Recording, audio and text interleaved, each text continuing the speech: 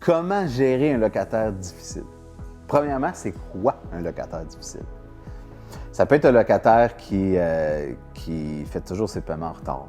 Ça peut être un locataire qui vend du pot dans son appartement. Ça peut être un locataire qui fait trop de bruit puis que tu reçois plein de plaintes. Ça, c'est le genre de locataire difficile. Comment tu fais pour le gérer? Première solution que je préfère, si tu as le potentiel de le faire, mets ça dans une compagnie de gestion. Ils vont tous s'occuper de ça. Mais si c'est toi qui le gères, parce que tu es dans tes premiers investissements puis que tu es en bas de 10 pas, ce que je te suggère, en fait, c'est de premièrement avoir une conversation humaine avec lui.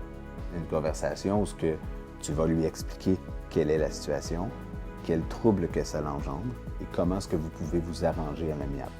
Si, cette fois-ci, ce locataire-là qui cause du trouble répond pas bien à ce genre de communication-là, puis il y a une certaine réticence, bien dans ce cas-là, on va aller plus vers le côté légal.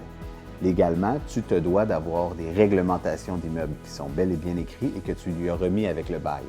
Si ce qui cause le trouble est sur une de ces réglementations-là, tu dois lui envoyer un avis écrit. Attention, pas un avis oral, un avis écrit. Premier avis écrit non respecté, correct. Deuxième avis non respecté, correct. Commence à faire chier, mais c'est correct. Troisième avis que tu lui envoies, à partir de la troisième avis, là, tu peux commencer à aller faire une plainte à la régie puis ouvrir ton dossier pour que vous alliez au tribunal à la régie et expliquer la situation et démontrer tes avis écrits qui n'ont pas été respectés.